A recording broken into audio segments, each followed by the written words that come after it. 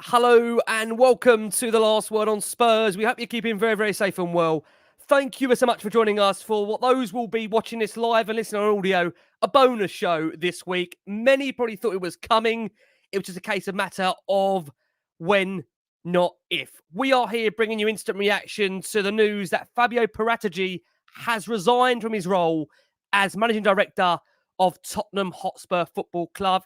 If you're listening to the show for the first time, you can find us on iTunes, we're on Spotify, we're across all major audio platforms. We're, of course, on Twitter at Last Word on Spurs. We're on Facebook and Instagram too. And we're joined by some wonderful guests that are going to try and enlighten you with what is quite happening at Tottenham Hotspur Football Club, in which they cannot, on the pitch, ruin our weekend until at least Sunday. So what Spurs have done to us is, you know what Tottenham are doing is you can see Jason's visual representation there of his camera as to what this club is doing to us right now. And they've even sent me into a complete remote location due to what is Tottenham Hotspur Football Club.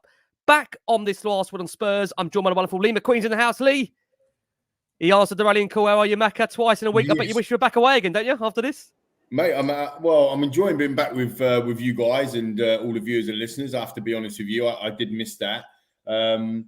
Not quite sure I'm enjoying the fact that the reason why we're back so many times, because it means that our club is in turmoil. And, you know, like you said right at the beginning of the show, Rick, you know, it's not a case of if, it was almost a case of when.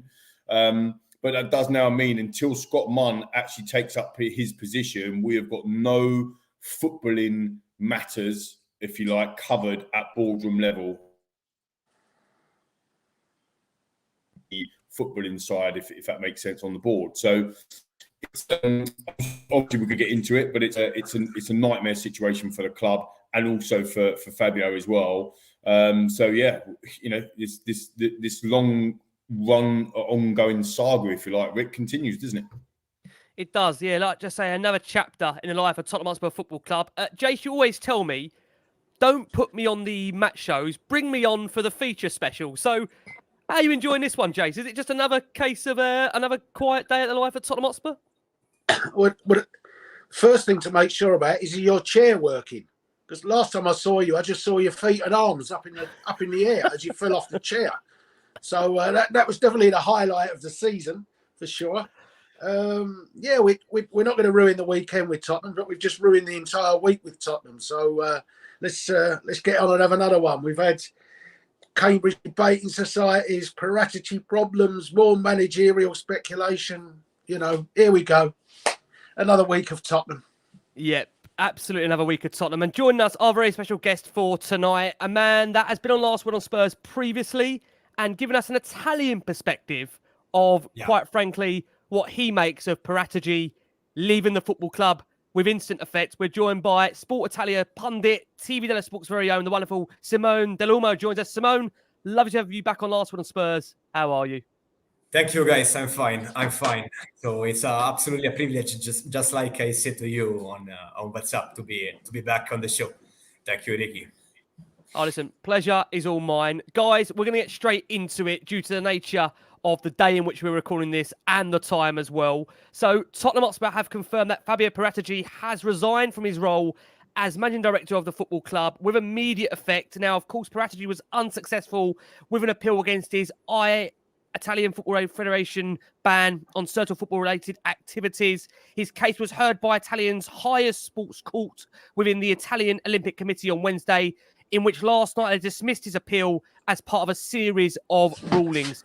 His departure leaves the club without a technical director or head coach. And as we understand, Chairman Daniel Levy, and Jason, you might want to stand your seat for this one, will now lead the search to fill both roles, having initially delegated the job to find a successor for Antonio Conte to Fabio Paratici.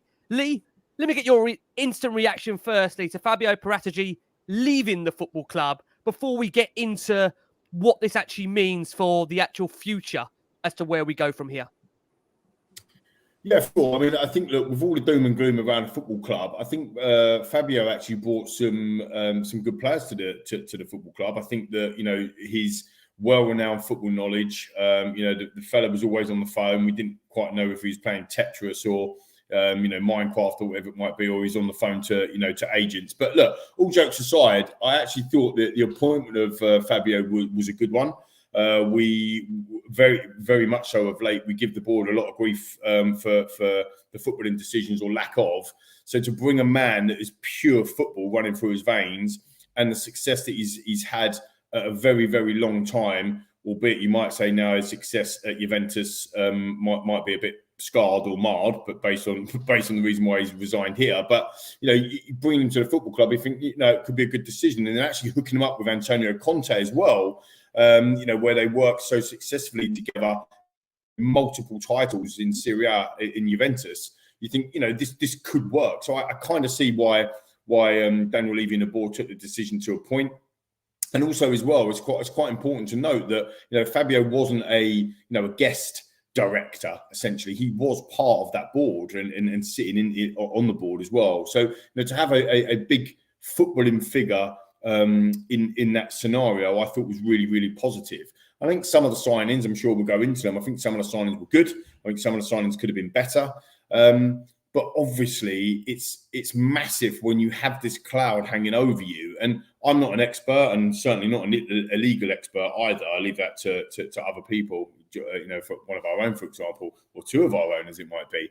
But ultimately, when you've got something like that hanging over you, even when he's being appointed, there is a big risk in appointing someone with that record or potential that record. So I think the club knew what they were doing. They took the risk. Unfortunately, it hasn't worked out, and we are now where we are. I think that you've got to remember that he's charged and he hasn't been proven guilty yet. But ultimately, it means that his job is untenable, which is why he's resigned and he is banned from their matters until trial is set, or until the outcome is there. So you can't judge the guy until he's been proven guilty, essentially. But his job is untenable, Rick, and it now leaves the football club moving forward when we come back round in a disastrous scenario regarding that, because our plan and our strategy was to have a managing director of football, and we now haven't got one.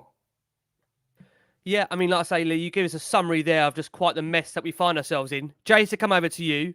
We understand the club is aiming to replace Paratici with an external candidate who will report to incoming Chief Football Officer Scott Munn, who is due to start on the July 1st, with his garden leave with the City Football Group ending. And as I said, in the meantime, Daniel Levy will be leading this managerial search. Just give me your thoughts, Jace, on the back of just yet another week of Tottenham Hotspur where quite simply it just never, ever stops. Well, as a man who was known for his cooking, that's what he bloody cooked for us. Nothing. So can I just say, I must just say, because Jason, that was the end of Fabio's cookery class. Got to say, for those that listen on audio, Jason has currently got a saucepan and a wooden spoon. He's showing us exactly what Paratici's cooked, which wasn't much in there. Jason, elaborate on that for us. I think Bentancur and Kulusevski were undoubted successful signings, but he already knew them. But other than those two, the rest of the signings have been hit and miss, really. And then we've ended up in this mess where we've had the Nuno manager. We've had to, his second manager has gone. We're now in a flux, if you like, in an empty space. I felt today, from the initial decision that the courts reached, I think you sense that today was going to, it was just a matter of time before it came. So, and we've got Scott Munn in charge that to me looks like somebody he's done some work with City Football Group, but we're not talking about somebody that's done Premier League football. He has no cultural knowledge of Tottenham specifically, no real culture involved in the Premier League. And this is the man that is, in theory, going to lead our search. But as you said, he doesn't start till the 1st of July, although I'm sure that's just a contractual matter or he's involved in discussions now. But whether he's the right person to be looking for a manager of Tottenham when he hasn't even really started working for Tottenham and doesn't know anything about Tottenham, I'm a bit surprised. I don't know where we go, Rick. It's just been the season from hell, hasn't it? As just about anything that can go wrong in a football club has gone wrong this season. Yeah, it is absolutely remarkable. And Jace, there is a rumour going around that maybe ENIC are in control of your Wi-Fi because you are moving at the pace, I would say, of Davinson Sanchez at Burnley away on a really gusty evening. So I might allow you to do a quick reset. Shall I cut off? I might get you cut off and come back to us and let you do a quick reset on that. And whilst you do, I'm going to bring Simone into the conversation. Simone, lovely to have you on Last Word on Spurs. The last time we had you on, we were talking all things Antonio Conte and what that would bring, how long that lasted. It felt like only 5 minutes. We understand, ideally, Paratici's replacement would have had a leading say on the identity of the new head coach. But Spurs are now reluctant to delay their search for a new manager, with, of course, as we've seen, Chelsea recruiting in the same market and a number of leading European clubs also likely to change their manager this summer. We also understand that Paratici's ban and departure has come at a time where Spurs are attempting to convince Harry Kane to remain at the football club and are also preparing for a big overhaul. I mean, I must just say, a penny for Harry Kane's thoughts right now, looking at what is going on at this football club. As we know, Christian Tellini acting head coach until the end of the campaign. Give me your thoughts, Simone, on Paratici leaving the football club and ultimately what this now means for Tottenham Hotspur, in your opinion. The situation is a little bit better than 2 years ago, guys. After Jose Mourinho and Ryan Mason, maybe in the summer of 2021, the situation was worse because you needed to start from ground zero. So that was even worse. Today, Fabio left the club, and he leaves the club with he could have done better, he could have done worse. Because, of course, he started again a new era with the likes of Romero, with the likes of one of the best, for me, midfielders in the world, just like Rodrigo Bentancur, and one very good, very, very skillful right wing like Dejan Kulusevski, 22 years old, has got so potential ahead of him. So, of course, if we need to rate Fabio's time at the club, I will go with a 6 out of 10. Now you need to go on with this project. Around Harry Kane, guys, I don't know. I think that to persuade Harry to stay at Tottenham, Daniel Levy need to appoint some huge name on the bench, just like it was Antonio. Everyone knows the story between Antonio and Tottenham collapsed in the recent months. Now, for me, it's not about rebuilding from zero, just like 2 years ago, after, I repeat, Jose Mourinho and Ryan Mason, because 2 years ago, you needed to start from zero. Aurier, Toby Alderweireld, Eric Lamela. It was the end of an incredible era, an incredible times, incredible years under Mauricio Pochettino. So, Spurs need someone that can develop this project. Maybe the problem is that nowadays you have Newcastle, you have Brighton, you have Aston Villa, you have many clubs. Chelsea are spending, can have an incredible amount of money. Chelsea showed that they have got huge amount of money to spend on transfer market. The same menu are back. So the situation is different. So we need. Which one will be the choice of Daniel Levy? I don't know if Scott Munn, because no one knows that is Scott Munn very, very, very well. I think that Scott Munn seems to be another Daniel Levy. He's a sort of club, a sort of bird figure behind Daniel Levy. I don't know if he is the right I don't know if he's gonna be the sporting director. I don't know if both Scott Munn and Daniel Levy will appoint another sporting director that can take the place of Fabio Paratici. So we'll see. The situation is a little bit a mess. If you think that 2 days ago, we were reading about Fabio Paratici is having contacts with other candidates. This is incredible because everyone in Italy everyone was expecting that kind of situation, that the ban was confirmed. So if the ban was confirmed, we could easily expect that Fabio needed to resign from his sporting duties at Tottenham. So we don't know who will take the decision on the next manager. We don't know if Daniel Levy at this stage, wanna appoint a new sporting director. Do you know what, Simone, when you list it off there, it's just absolutely remarkable. Jace, I can see you itching to come in there. Jace, go for it. Yeah, just as a clarification, with Simone, if I can do, because there's something that I don't quite understand with it all. Paratici's case is, they've said, you have the case to answer, but Juve's points deduction is now suspended. Yeah. Because that's going to be retrialed or something. No. Why does that retrial, but Paratici doesn't? Or I just don't quite understand the dynamics of that. The dynamics of Juventus? Are you asking me? Of the whole trial, it seems to be like Juventus' points has gone back on, and they'll retrial. In which case, why does Paratici not retrial? Okay, first of all, it seems, and now it seems to be confirmed, that Fabio, 3 or 4 years ago, in the last couple of years of his spell as a sporting director at Juventus, it seems that he signed fake cards, and that is gonna be a very, very huge trouble for him. Not just in terms of sporting justice, but in terms of justice, in terms of everything in life. So it's gonna be a very, very hard year now that he's gonna be back in Italy with his family, because he doesn't know if one day he will be able once again to be a sporting director of football, or maybe why not? He is gonna be in prison. Why not? Of course, we hope the best for him, but it's not a case that yesterday the Italian Federation approved the appeal of Pavel Nedved. That was another director, but it was more on the pitch.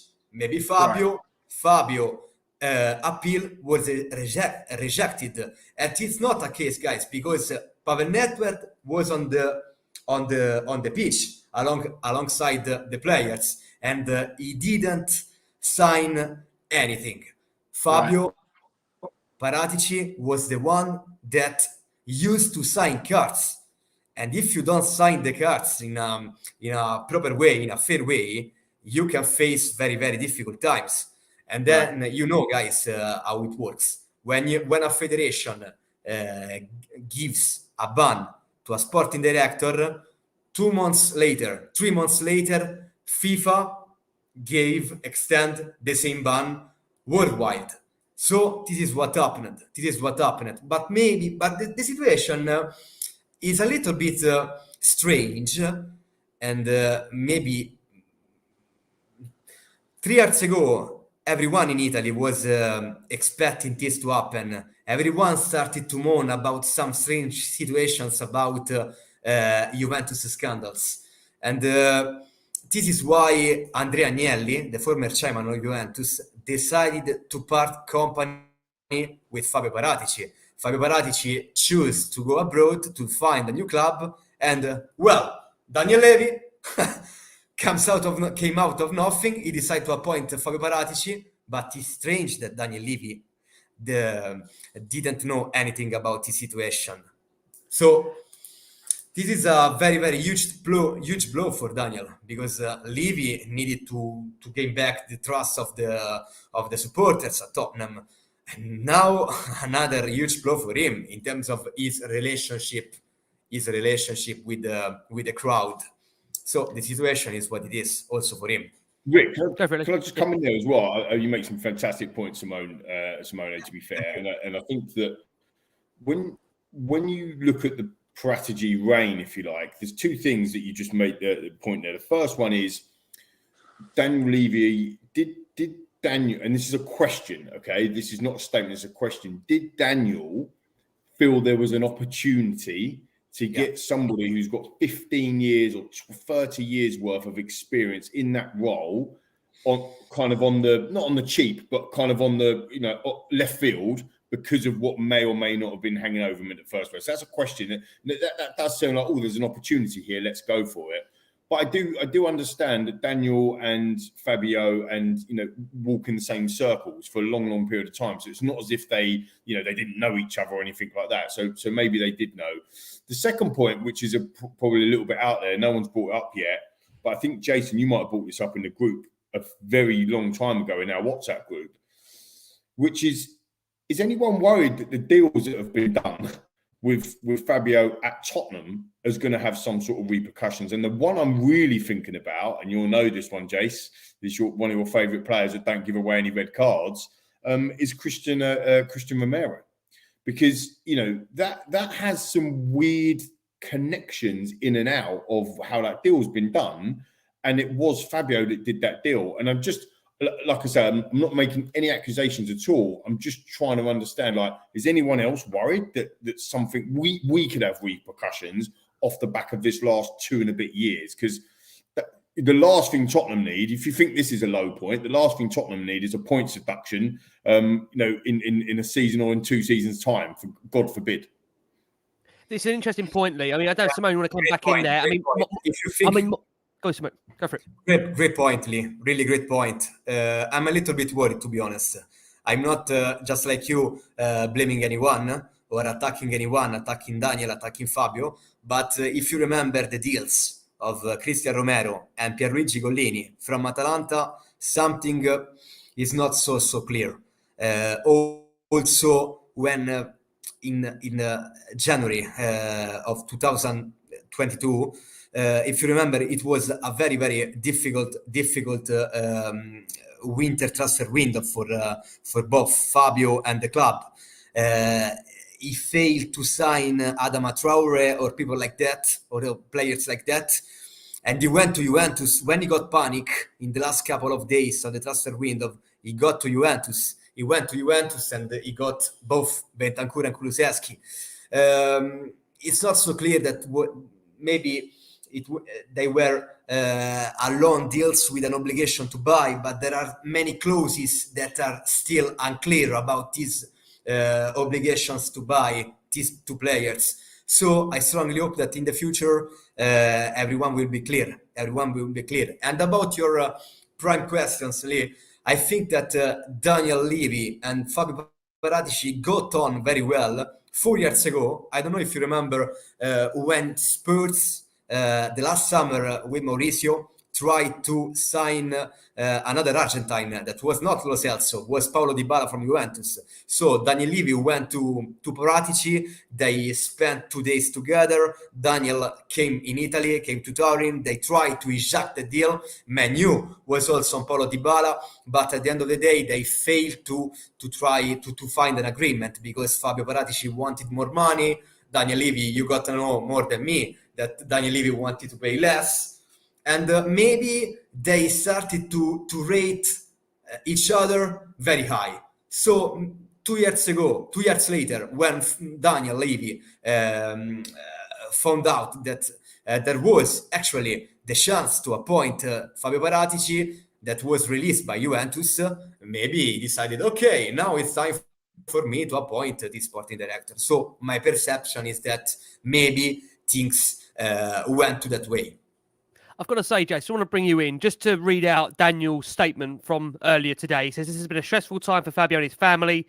We wanted to ensure this was allowed for due process to be followed. Fabio is a man who lives and breathes football. We wish him well. As outlined in our year-end results, we started several months ago to restructure our football operations, and last week announced the appointment of Scott Munn as Chief Football Officer to head up all the departments. We shall continue to strengthen our football functions over the coming months. Do you know what? I feel for Scott Munn already. The job this man has got on before he actually starts the role officially. I think we all probably know that behind the scenes. I'm sure Scott is already trying to get to grips of exactly what has got to be done for a task. But my God, do you wonder, Jace? You know, Lee's already brought it up there. I would say, lack of due diligence or the knowing of what was hanging over Paratici at the time. Was that gamble far too risky to take? Or, like Lee says, do you think this was an opportunity that for him he could not turn down, given the man's knowledge in football? I think knowing Daniel, it was an opportunity for sure. And he probably thought, you know, if the worst comes to the worst, you know, I've sacked managers right, left and centre. I've had directors of football and that come in and out the door. So what's another one? What can he give me in 2 years before his case comes up that we benefit from? So I'm sure that's how Daniel will have looked at it. And, you know, maybe he wouldn't have expected it to have become quite as serious. But due diligence, I mean, certainly, you should have done your due diligence and been very much aware of what charges, because as Simone says, there's a hell of a lot of football clubs in the world, but it's quite a small world, football. Football clubs talk and other people talk during even about players at other clubs and things like that. There's very few secrets in football. So I'm stunned if Daniel Levy had no knowledge of what was going on behind the scenes. And certainly, you would expect a chairman like Daniel Levy of such a big organisation to have done due diligence properly and known exactly what he was bringing in, for sure. Well, look, I mean, again, there is so much to get through here, but what we are going to do, we are going to turn our attention to the man's legacy and ultimately what he has left behind from joining the club. Lee, let me come round to you. There's obviously that famous quote of Paratici is cooking, or was cooking. The fact of the matter is now, as Jason shows us, he's not cooking anymore, that's for sure. It's a record of Cut a real... the books. He cooked the books. Allegedly. Allegedly, you must say. Again, that's up for debate. But look, some will say he made some very astute signings in the likes of Romero, Bentancur, Kulusevski. I think the jury would have been out on the likes of Richarlison, Basuma, Porro, but we can't forget that he did partly lead that 72-day search for a manager in 2021, which of course ended with that disastrous appointment of Nuno Espirito Santo.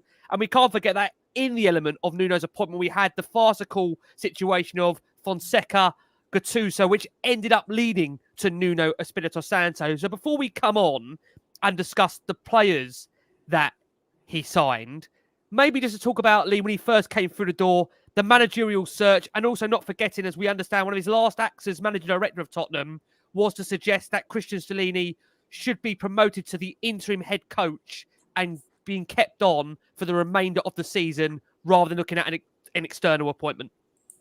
Well, you've just cooked Paratici, I think, there, Rick, because I actually was trying to look at it quite positively. But when you say it like that and you're looking at the facts, it is actually quite horrendous. The 72 days of looking for a manager was utter circus. I mean, it was embarrassing. Let's be absolutely brutal about it. It was embarrassing. And if we can't get bantered enough for, not winning a trophy for 15 years, 16 years, and if we can't get bantered enough for playing dire football, whatever it might be, then we can get bantered for waiting 72 days for a manager, or 518 days without making a signing. There's so many things that can be levelled at this football club. I totally forgot about the Gattuso thing. I mean, I totally forgot about that. I mean, absolutely madness. When you had Antonio Conte, I think at the time was available, although he was taking a sabbatical at the time. And I thought when Fabio came in, maybe that was the plan, to get him in straight away, and they couldn't do that. Our understanding is that Fabio wanted Nuno. It was a Fabio choice for Nuno. I think part of that, getting to grips with what that new role looks like in terms of managing director of football again. I don't know this. This is just my observations, having run, three of my own companies and been a managing director of a corporate business myself. Some of my observations are that the board sometimes don't let the people get on with what they're meant to be doing, right? So maybe they meddle a little bit. Do you know what I mean? So, and that's not just levelled at Daniel Levy, that's maybe levelled at the board. There's a board decision to happen. And instead of letting the man get on with his job, which is the managing director of football, actually, maybe you should do it this way. Maybe you should do it that way. That's just the impression that I get. But, you had the likes of Brendan Rodgers, who was kind of a little bit, he was still good at Leicester there before they went on the decline. And he potentially could go out and get a Brendan Rodgers. By all accounts, we had Ten Hag, who was interviewed for the job. Yet we didn't think it was right, and we didn't think it was the right appointment for us. So then we took another 50 odd days to go and appoint, ended up with Nuno, as you say, for him to be sacked 10 games later, which again was completely embarrassing. So yeah, from his legacy point of view of managerial appointments was pretty shocking. I think all of us, or most of us, certainly I'm in that camp, that I absolutely loved it when Antonio was appointed. I really, really wanted it. I thought this was going to be, this wasn't a Jose appointment about, he's a dinosaur, he's not going to win anything anymore. By the way, he won a European trophy straight after he left us, by the way, and the board sacked him 6 days before a cup final. But, you know, this was a current manager. This was a manager that was currently winning. He was a current champion of Serie A, and we had actually bagged him 9 major trophies in his career. This guy's won in the Premier League. He'd done it with Chelsea. Fantastic appointment. Yet you could say that it was a horrendous appointment because he's no longer no hit and he's not with us anymore. I mean, he hadn't even been with us for 2 years. So when you look at his managerial appointments, and, you know, to put the knife in a little bit more, unless anyone cares, from a Paratici perspective, he was rumouredly talking to Will Still. I mean, that just says it all, doesn't it? So at least we ain't getting Will Still as our new manager. Now Paratici's moved on from the club. But I think at the end of the day, when you look at his managerial perspective, which is what you just asked me, it's actually been quite bad, isn't it, to be fair? I mean, this is obviously before we've touched the players and where many might feel there's been successes there in certain elements. Simone, just want to bring you in. I want to ask you from an Italian journalistic perspective, what you think of the Paratici era at Tottenham and what you believe the future does hold for the man, where as at the moment it is unclear as to whether there'll be a further stage to this appeal against his ban. And yeah, if you think he will eventually come back to being in football as a sporting director, in your opinion, at the moment? I don't know. Maybe if he's gonna win some appeals, that at the moment is very absolutely unlikely. I think that it's over for him abroad. He can find a new club maybe in 2-3 years in Italy. But there is a big difference, guys, because I remember when Tottenham appointed Paratici, everyone in England was absolutely exciting about that situation. In Italy, we know, and we already knew, many better directors of football than Paratici. For example, Giuntoli from Napoli is someone who found out Kvaratskhelia, one of the best left winger in Europe, for just £80 million in Georgia. So this means to be a fantastic director of football. I don't know, guys, if you remember when you had at Tottenham Paul Mitchell, the former Leipzig director. He was the one that brought in Mauricio Pochettino from Southampton. He used to work with him with Southampton, and he signed for Saints people like Sadio Mane or Toby Alderweireld when they were absolutely no one.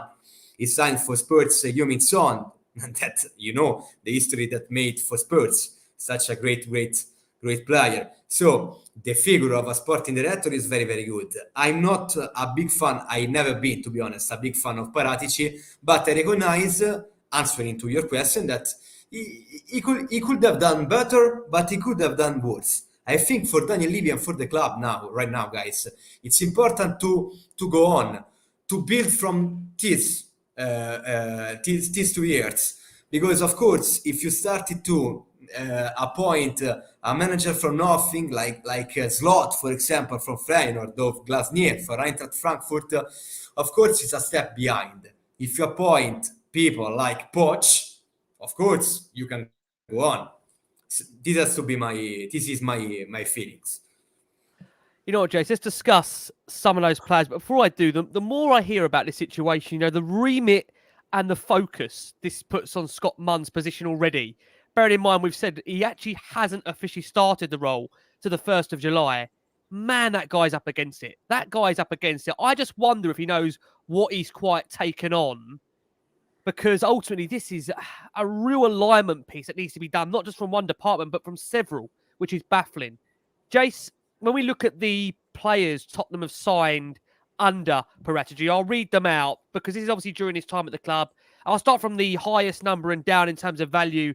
Richarlison, 60 million. Romero, 42. Porro, 39.7 million. Kulusevski, 30 million. Emerson Royale, 27 million. Basuma, 25 million. Bentancur, 15.8 million. That was obviously this current season. You look back at the previous season, Brian Hill, 25 million. Udogie, 15 million. Pat Matassar, 15 million. Club signing Jed Spence, 12 million. And then the respective loans of Clement Longley, Zanjuma, Gullini, Perisic, Forster. When I read those names out and the values next to them, Jace, or the non-values for the loan deals, how do you rate the legacy in terms of the players that he brought to the football club during his time? Well, as I said, there's probably 2 successes. I think Papa Sarr we'll only be able to judge if that was a success in 2-3 years to come. I mean, it's one of the things that's surprising, isn't it? The kid goes to Milan in the Champions League, plays fantastically well, and we've barely seen him kick a ball since. So I'm sure there is from what we've seen of Papsar, there looks to be a really good player in there. What he becomes, we don't know. The Brian Hill one is perhaps the strangest thing, and you see that last night that we give them Eric Lamela and 25 million, and they've ended up with Eric Lamela 25 million and Brian Hill back again. So but I suppose you have to see that through to a conclusion as to what Brian Hill becomes, or do we get 40 million for Brian Hill in 2 years' time, and it makes sense. But right now, it doesn't make sense. The Pedro Porro one for me is just something that sums up the entire mess of Tottenham Hotspur at the moment. In that that takes in more than just Paratici. In that, we spend all January chasing a player, and when we've seen him, you can see he cannot play at right back at the moment. Maybe in 2 years' time or in a year's proper with coaching, he could play as a right back in a 4. But at the moment, there's nowhere near the defensive awareness to playing as a right back. I think he played as a right back for Spain against Scotland and cost a goal. So it's not just at Tottenham he's got the problem. And here's a player that we'll spend 39-40 million quid on July the 1st when the transfer comes from a loan, who's immediately, if we go to a back 4 manager, unusable. Totally unusable. And there's 40 million of the summer budget gone on a player that on day one that won't be able to be used. So that shows you the mess. We should have been braver with Conte. I think, a signing like that was all about backing Conte. But if they knew that Conte wasn't staying, why the hell are we agreeing a deal to back Conte when he's not going to be there? It just sums up the mess, and Paratici's part of that mess. It's not just all Daniel Levy. The whole thinking of the club and the board and that, and Paratici is a big part. If we're going to change managers and we're going to go to a back 4, what is the point of spending 40 million quid on Porro? It just doesn't make sense. So I think, it's Bentancur without a doubt is the one success, and it's no surprise our season has really started to struggle since that horrific injury that he's got. And, even looking at teams for next year, it's going to be a long, long time before we see a genuinely fit Bentancur back on the pitch, the Bentancur that we know. Kulusevski's been, Kulusevski, that first 6 months was fantastic, wasn't he? But you've seen a big tail off and his form's dropped off. So it's not...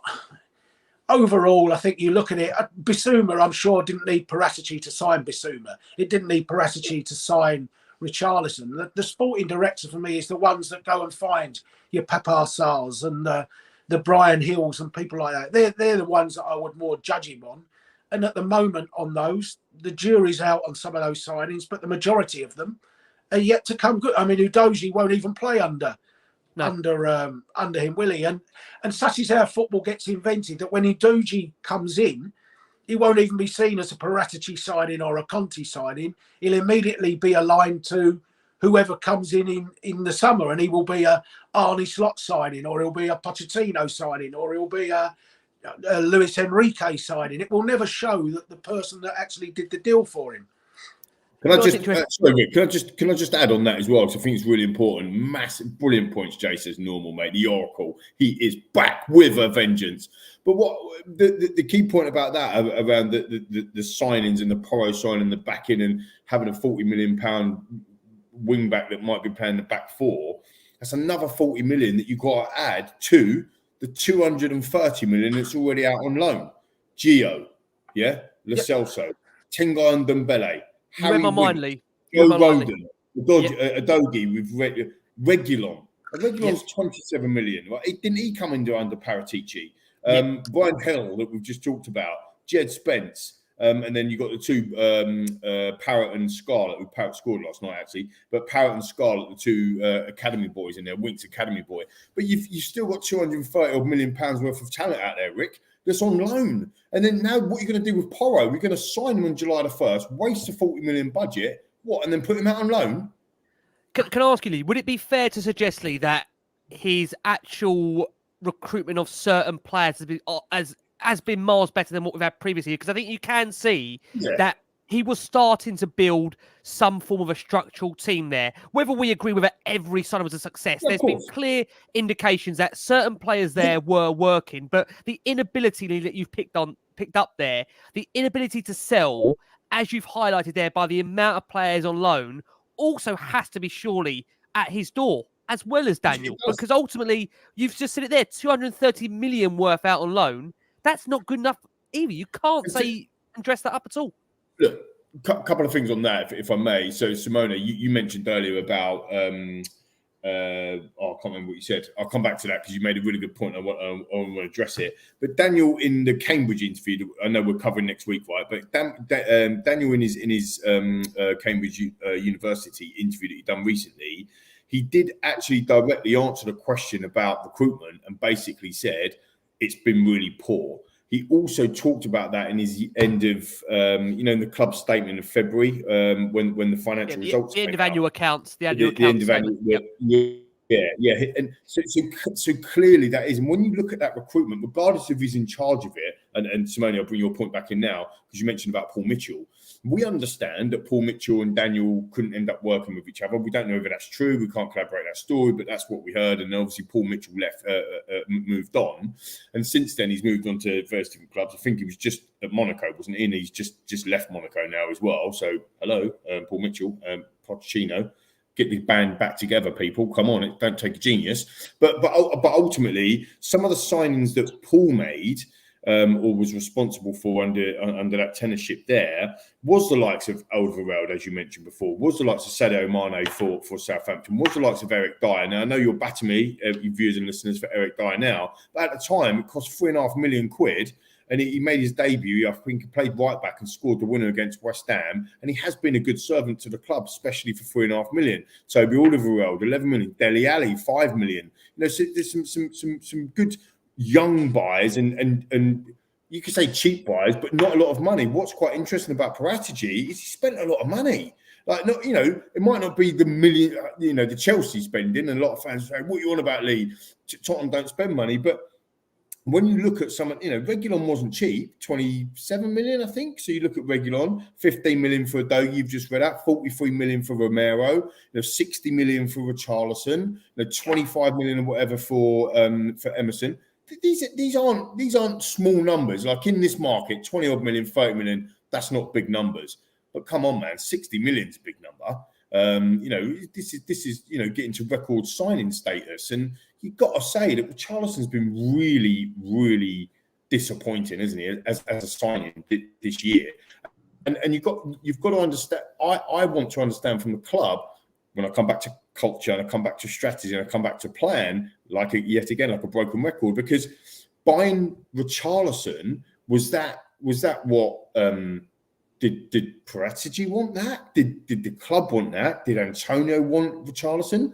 Because it just seems quite strange that contact in the last season was like, we need more people, we need more bodies, we need more quality, we need more quality. We get a £60 million striker, left side, right side, whatever, to come in, and then he hardly ever plays him.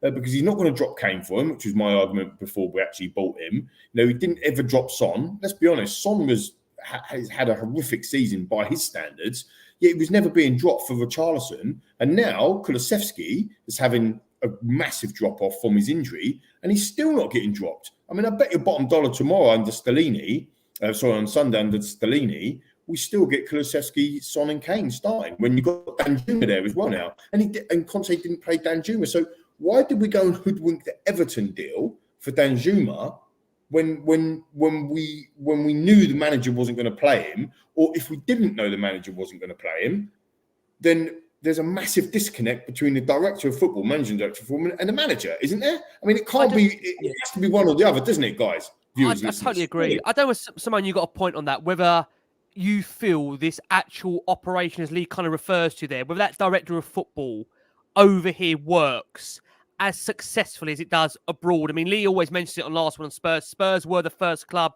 to go down that avenue in the Premier League of having a sporting director, managing director of football. Do you think ultimately, Simone, when you look at Spurs' previous people they've had in place. Franco Baldini, of course, Damien Comoli, David Pleat, Frank Arneson. There's more names. I can reel you out more. Will this model ever work at Tottenham, or do you think it's flawed under this current ownership? I think that a proper sporting director is needed, even if the former sporting directors didn't work. You just spell Damien Comoli, Franco Baldini. I don't know if you remember Franco Baldini, another Italian sporting director, because he made a disaster when he decided to. He was right to sell Gareth Bale for 100 million pounds, of course, but you simply cannot spend 1 million pounds on 7 players. No one of them played just one single game in Premier League. I remember Chadley, Kirikes. And it's the same mistake that Fabio Paratici did before appointing Antonio Conte, because 25 million pounds for Emerson Royal, 25 million pounds for Brian Gill, plus Eric Lamela, it's incredible. It's incredible. So, of course, just like I said, Fabio did something very good and Fabio did his mistakes. I think that a very, very important sporting director, just like, for example, Leonardo. Leonardo got released last season in the Revolution in Paris. Leonardo would be a dream. Leonardo is a very, very important sporting director because he knows football. But what worries me, what really scared me, is that the problem for Daniel Levy and the board is not just like they don't care, because maybe they care. The problem is that sometimes it's so strange that it seems that they don't have a proper plan. They don't have a proper clue. I remember one of his interviews after he decided to sack Mourinho and to give the team to Ryan Mason. At the end of the season, 2021, he said to Spurs TV Online that he wanted to, after Mourinho, to appoint a manager that fit the Tottenham way. So playing entertaining football, modern football, maybe build up from the back. And if you want to feed that kind of football, you never appoint Nuno. That is a good manager at the end of the day. He did good at Wolverhampton. But he's not that kind of manager. And if you decide to get rid of Nuno, you don't appoint Antonio Conte, because Antonio Conte, world-class manager, don't play. He does not play that kind of football. Luis Enrique, for example, plays that kind of football. Nagelsmann, Pochettino is complete. Pochettino, for me, is one of the best. He's top 5 in the world, guys, because he can defend, he can attack. But, there are some controversies, some mysteries about the choice of Daniel Levy. If you want to play attacking football, you never appoint Nuno, you never appoint Conte, you never appoint Mourinho, this kind of profiles. So I don't know what we can expect next summer. So I strongly think that a strong figure as a sporting director is needed to help Daniel Levy at the club to make the right decision.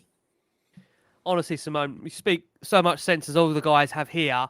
What we are going to close this show on, of course, is the managerial search. Now, up until Paratici leaving the club, we understand that he was in direct control of that situation, of that managerial appointment. And of course, that will be no longer the case. We understand Daniel Levy will take total control over that situation. Wow.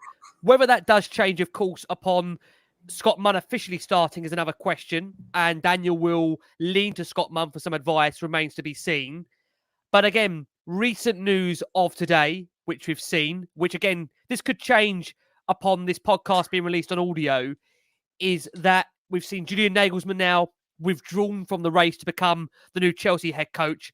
And simultaneously at the same time, we understand he will no longer be considered by Tottenham. Now, again, whether that changes remains to be seen, because we see in football with Conte, 1 minute he wasn't coming, the next minute he was coming, football changes.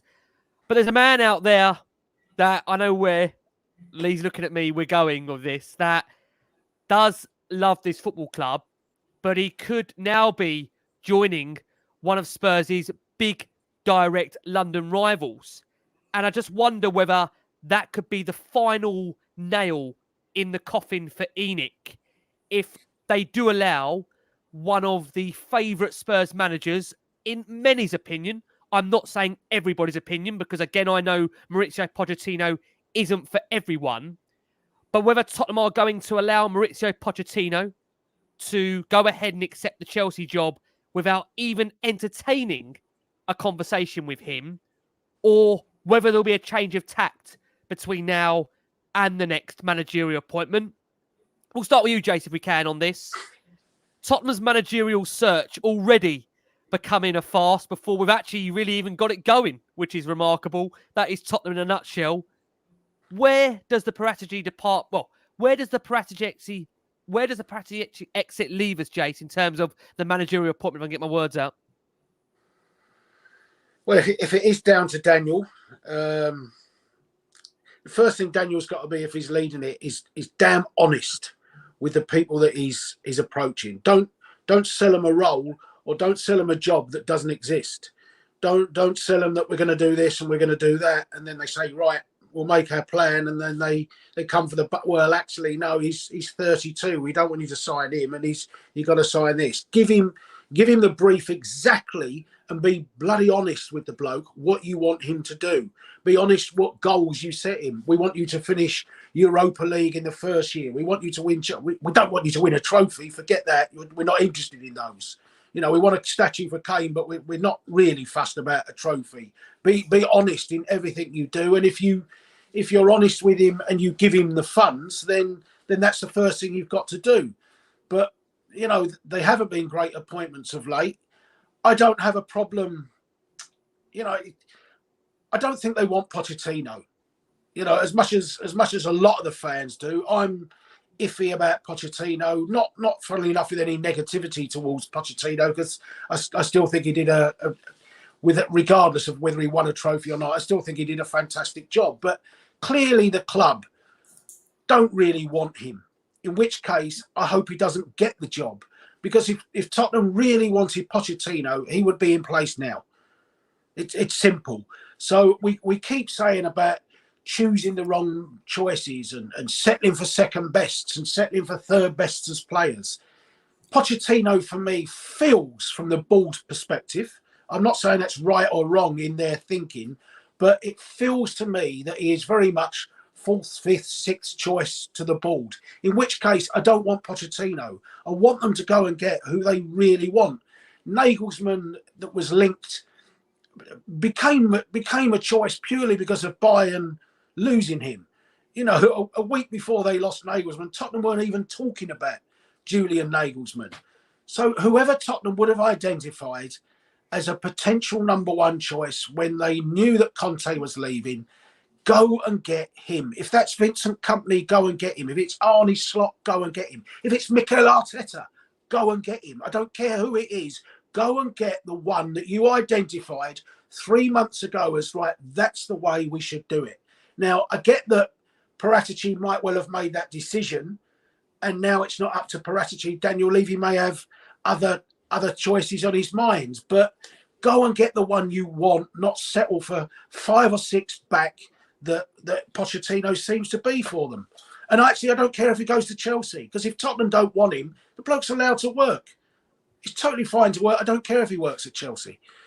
Well, I mean, that is the point, isn't it, Lee, to come round to you, that if you are an all at Poch potentially joining Chelsea, surely your frustrations have got to be with ENIC and not with Mauricio Pochettino, because the club have known for months Conte was not long-term.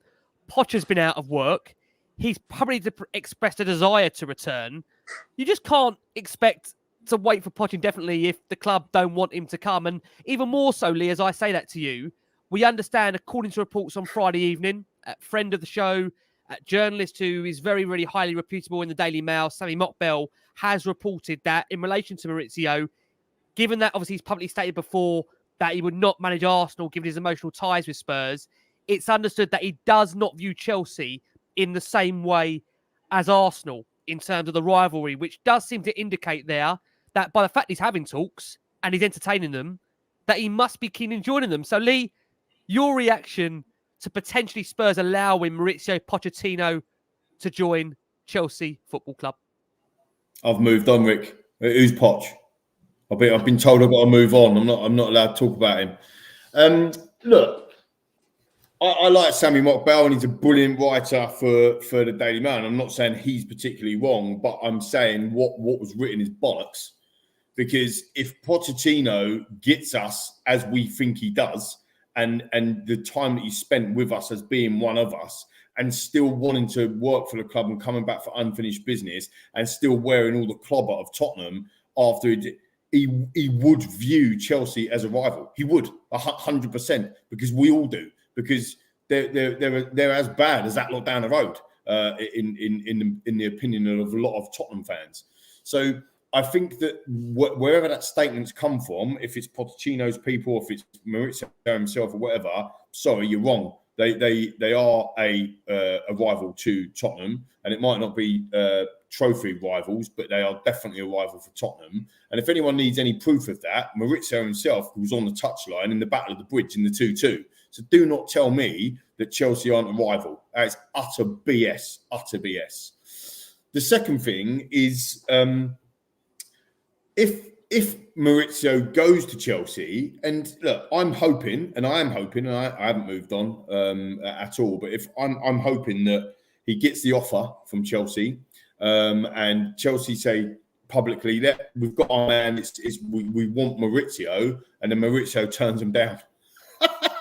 That would be absolutely brilliant. He turns them down, and then maybe he comes to us. But I do agree with Jason what he said. Like, clearly, the Tottenham Hotspur Football Club, the board, the people that are running the club, Daniel Levy, they don't want him back, because he's been there posting what I think are messages to us, saying, hello, look at me, look, I'm having a chill in Japan, oh, I'm coming back, look at me, I'm doing this, oh, I'm chilling up with my feet up, whatever it is.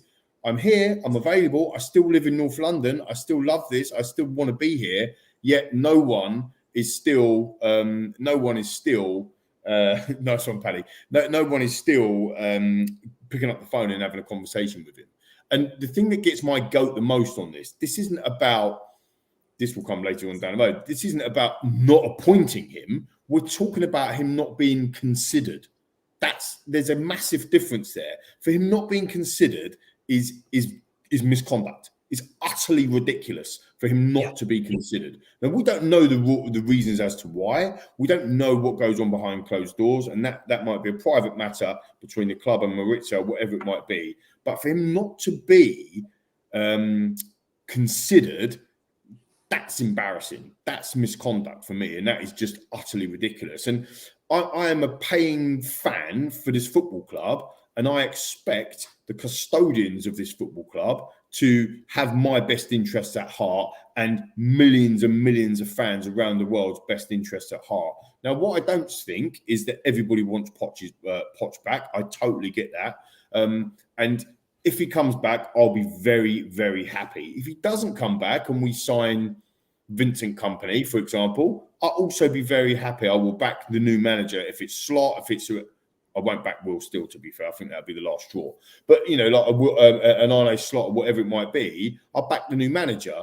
But from a Pochettino perspective, when you're looking at somebody that would reignite the fan base, people saying in the comments, Jam, for example, and Regard, for example, singing his name is embarrassing, and so on and so forth.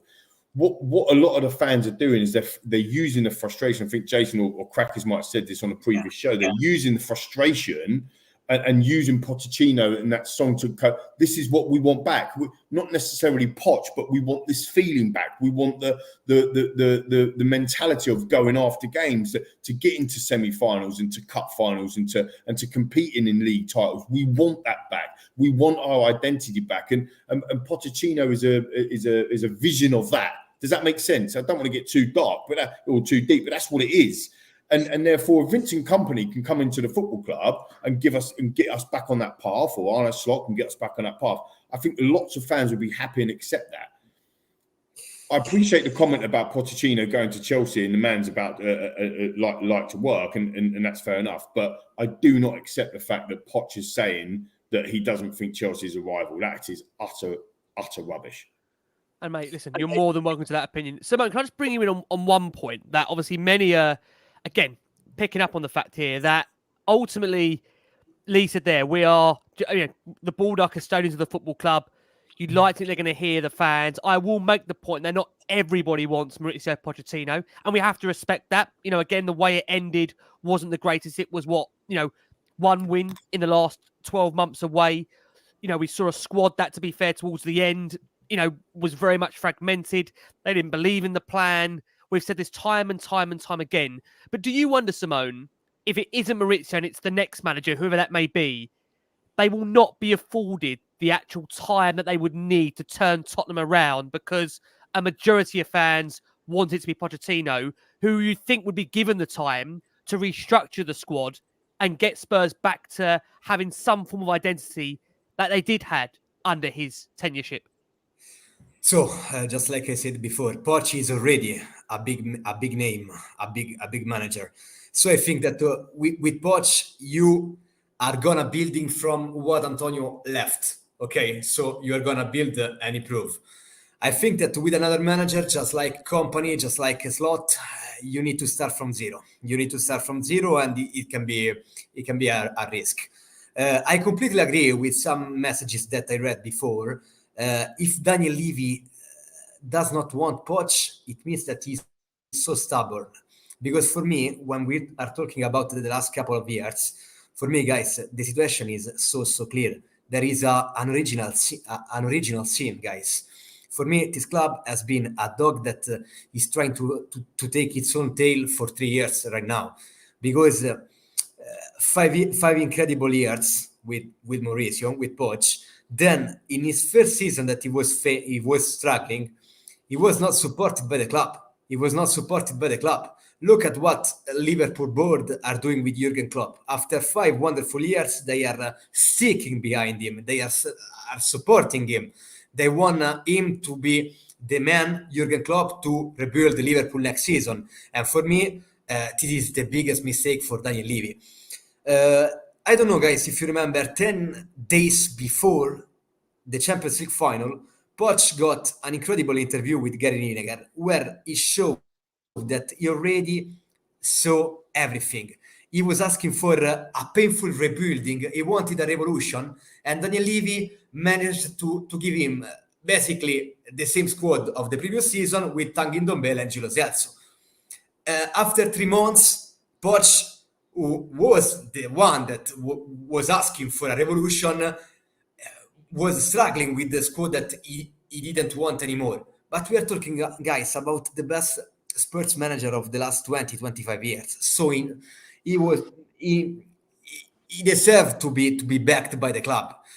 So I don't know which is gonna be the next manager. It's incredible that Daniel Levy right now is paving the way for Poch to go to Chelsea. It's incredible, just like Lee was saying, that is neither under consideration.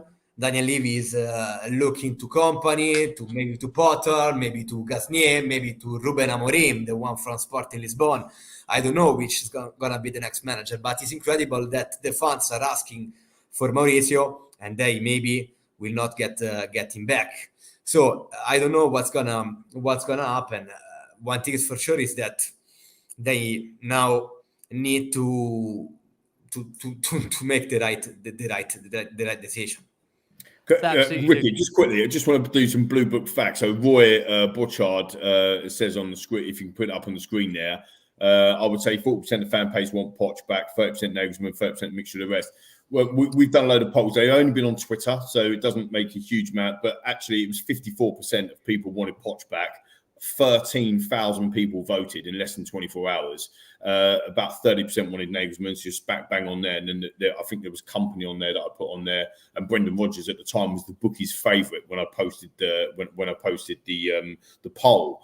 So look, I think one of the key things about everything that's going on right now is that our fan base and our supporters, or some of them, certainly on social media, it is very fractious, and there are very fractions between the fan base, and everyone's allowed their own opinions. Of course they are, but actually you can't really argue with what Simone just said about Pochettino. Under that period under Pochettino was outstanding, and the only thing that was missing was the big shiny things with massive ears and whatever else, and that is very important.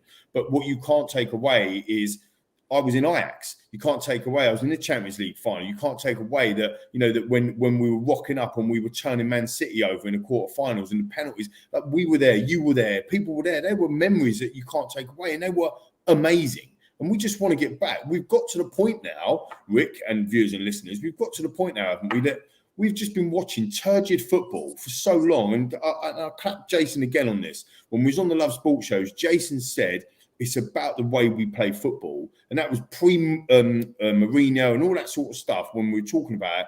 And since that day, it's been utter turgid. Now, we've got some bad results under Pochettino. Of course we did. We got some horrendous results. We didn't win anything, etc., etc. We played Heung-min Son as a left wing back once, whatever it is, in a cup semi-final. Some weird stuff, but exactly. But some weird stuff. But the reality of the situation is that what I want to see, this is just my opinion, like everyone else has got theirs. I want to see front foot, attacking football, possession-based football, going to kill teams off, puffing our chest out like we did at the last season at White Hart Lane in 2017, saying, okay, you come to our house, we're going to beat you. We're going to take you on and we're going to turn up and going to beat you. And if we get beat, we say, well, do you know what? At least we had a go. And that season, we were unbeaten at home, winning 17 games and drawing 2. That's the football that I want to see. And that's the football that Poch brought to us. Now, if Poch came back tomorrow with the same set of players that we've currently got on the squad, would that happen overnight? No. But it ain't going to happen overnight with Pep, with Jurgen Klopp, with anyone else either. There's still going to be some pain to go through. But the facts are, when you're looking at it, for a managerial candidate, the last time around we were looking for managers, the board were looking for Poch 2.0. They were actively looking for somebody that was like Poch. But Poch is now available. So why are we not going for somebody that does exactly what he says that he can do, which is everything that I say most of us, I'm just talking about me, you can make your own minds up, but surely that's what we want. Vincent Kompany, he can bring that, happy days. Arne Slot can bring that, happy days. But I want to see Tottenham football again, proper football, where we're not conceding goals, we haven't got that soft underbelly. And in years gone by, we've had that soft underbelly, and Poch took that away. You know, we hadn't won at Chelsea for something like 30 years. We ended up winning there. We hadn't won at Anfield for like 40 years or whatever. We ended up winning there. We went to Manchester United under Poch and beat them 3-0 when Lucas Moura scored 2 that game. You know, these were things that I know now that seems like quite basic and quite stupid. But at the time, we hadn't beaten Man United at Old Trafford for 500 years or whatever stupid it was. Does that make sense? So he was the guy that was taking a beating through them barriers, like Martin Jol took us to the 5th or the 4th places, like Harry Redknapp got us qualification. He got us top 4 twice, Harry Redknapp. But obviously, plastic Tottenham luck. Chelsea won the Champions League and we didn't get Champions League football that year.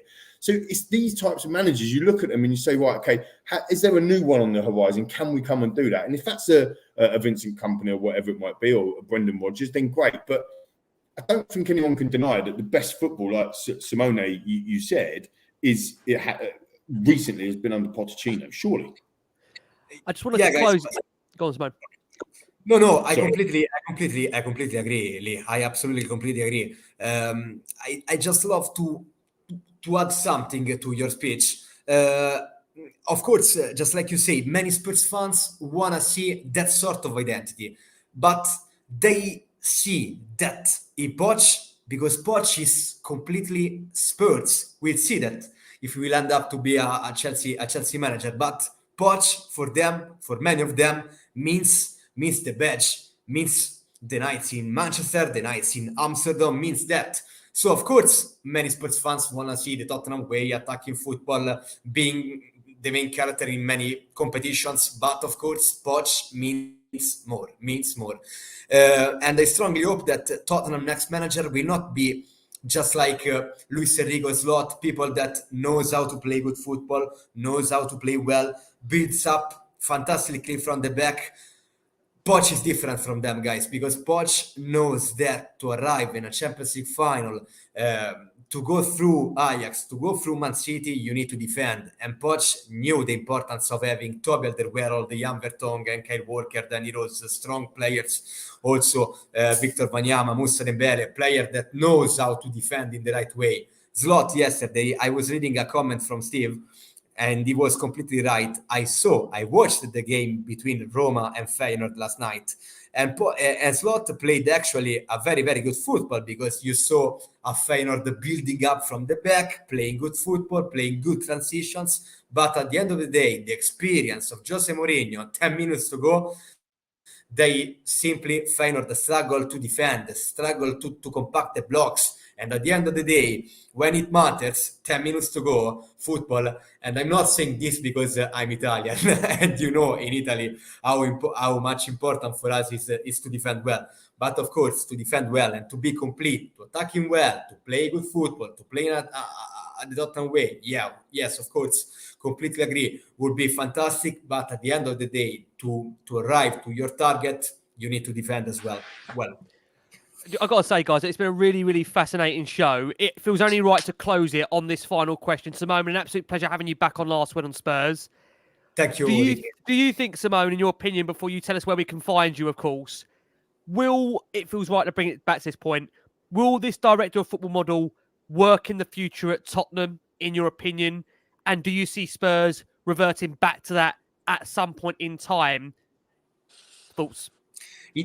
It depends on which will be the next director of football, if they decide to go again with a director of football. If it's going to be a Leonardo Urgiuntoli or a good sporting director that I rate a lot, of course, it needs to work. It needs to work. If it's going to be another Baldini, another Paratici, maybe not. So I don't think it's about the structure or the figure of director of football. I think that the club deserves to have a very good director of football. Simone, been an absolute pleasure. Where can we find you, Simone? Been a real pleasure having you back on Last Word on Spurs. Still not on Twitter, guys. Still not on Twitter, but on Instagram, Simone Doc Dell'Uomo 21. So you can find easily me on Instagram. Been a Grazie, pleasure. Simone. Grazie. I will say grazie. Been a real pleasure. Simone, thank you so much. You were here. I'm the last Italian around the Tottenham world. I'm trying to say, you're right. It only feels right you were back. You came here when Antonio arrived, and rightly so, you were here at the end, and Paratici as well. Been an absolute pleasure having you back on. Jace, I want to end the question with the same question to you, really, on that director of football model. We've had a number of different occasions now that we've tried this out. It's failed, you'd say, to date. Do you think Tottenham will carry on this model under this current ownership? I think they will do. Whether it works, I mean, it works at other clubs. I'm not against the principles of it. We laud Brighton. It works at Brighton. We now laud Arsenal for being run properly. They have a director of football as such in Edu, albeit that Sven Mislintat and that has failed in the past. I think what Tottenham really needs to do is and what Daniel needs to be is totally honest with itself as what is it as a football club. So if you're going to be a Champions League club, then you've got to go full out and be a Champions League club, not run it on a Europa League budget. If you've only got a Europa League budget, then be honest with yourselves and think the best we can hope for is to nick a place. But don't bring in a director of football from a Barcelona or a Real Madrid and clubs like that if you're not ready to be on that type of level, because that's the type of players that they go fishing for, not the guy from the Ukrainian second division like Brighton do. So be honest with yourselves. What level of football club are you? And then start to tailor make it from there. And if we want a director of football and we're a Europa League club, go and get one from Lille or Nice or Hoffenheim or something. Don't go and kid yourself. It has to be from Real Madrid or Juve or Bayern Munich. Jace, honestly, I always say echo your words. Honestly, spoke with such true spirit. You'll be back with us, of course, for the analysis of Daniel Levy's recent interview that he gave next week. It'll, I'm sure, be another delight. You keep telling me, Jace, you don't want to do match shows, so there's another one coming your way. I know you've got lined up some match shows for us, which we love you for. Pleasure as always, Jace. Thank you so much. Cheers, matey. No problem. Been a pleasure. Lee, let's close it with you. Same question to you, mate. You've been here the last, 5-6 years, same as Jace. You've been reeling off these last couple of months just how ultimately Spurs have failed and nature of so many of those managing directors, sporting directors. Do you think, Lee, I feel like a broken record saying this, under this current board, for as long as they are here, under ENIC, Spurs will revert and go back to this model again in the future? Yeah, I do. I think they will. I think that pioneered or certainly the first English club in the Premier League to have a director of football type model, and Daniel brought that to the fore. I think the key thing I echo everything that everyone said, Jason in particular, on this key thing is culture and vision. What do we want to be? If we're happy to be a top 4 club or trying to get in the top 4 because of the finances and we're not bothered about anything else, that if that is up to the board to decide, but don't kid the new manager in coming in, and be open and communicate that with us, with the fans. Like, at least we know where we stand, because then we don't have fans saying we want to win this and we want to get that, and actually the board saying, well, we don't want to do any of that. It's quite important. And the second key thing is, we're bringing in Scott Munn. If we bring in a director of football under Scott Munn, and then we bring in a new manager and we have a real strong footballing structure, then let the footballing structure do the football inside, and actually let it progress to a point where it's when we make a good signing, it's the footballing structure. When we make a bad sign, it's Daniel Levy's fault. Or when we cock up when we have a good negotiation, it's the footballing side. When we cock up a negotiation, it's Daniel Levy's negotiation. Like, it can't be that way. And I just think by opening up that communication channel a little bit more with the fans, although it seems really terrible at the moment, it doesn't take long to start to repair that a little bit. Does that make sense? And I just feel that the structure that's coming into the football club, you're talking about kind of, going back to something that's worked. And Simone, you mentioned it earlier, Paul Mitchell when he was at Leipzig, and Pochettino when he was at Southampton, and bringing that together. If we get a new era of that, then I think that's what our football club needs. If Luis Enrique turned up as our manager next week, I think it would be a fantastic appointment in a sense of, wow, look at that big name.